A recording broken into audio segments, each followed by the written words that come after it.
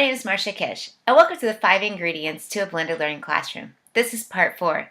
In this section, we're going to be talking about the key ingredient of how to design your blended learning classroom environment. Let's get started. Classroom design. The classroom design makes or breaks the blended learning environment. You have to have spaces where students can work together collaboratively, you can work as small groups, and you might even need to have a place where students can quietly work so they can get their work done.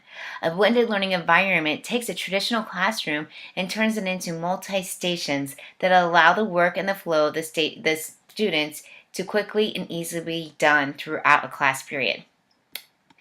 So these are some of the examples of a workshop teaching teachers how to design a blended learning classroom. First of all, we have the teachers go in and they set up and work together as a team to blend and create a blended learning environment. So they're actually moving tables around, they're talking through the plan, they're thinking about ways that actually make sense for a blended learning to be set up.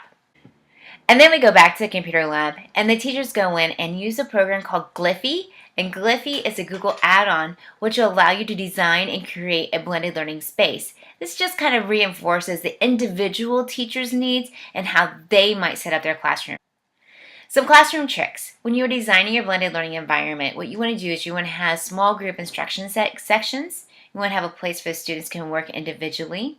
You want to have what's called back channeling, where you're actually posting to Twitter or Today's Meet, so you can quickly check in and assess what the students and how they are doing. So those are some of the key things that when you're setting up a blended learning environment to think about. Where's it going to be where there's going to be quiet places to work? A classroom tip when designing the blended learning environment is check in with the students frequently.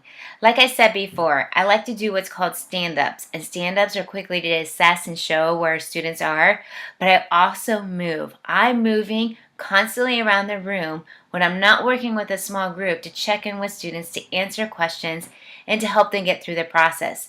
Another key tip is to actually create a genius bar, or somebody from the classroom is actually helping fix problems, solve quick glitches that might happen with technology, so the way it's not taking time away from you, but the students have somebody else to go to if you are busy with other students.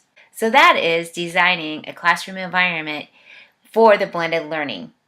If you'd like to learn more, again, my name is Marcia Kish. You can find me at kishmarcia@gmail.com or online at DSDPD. Thank you.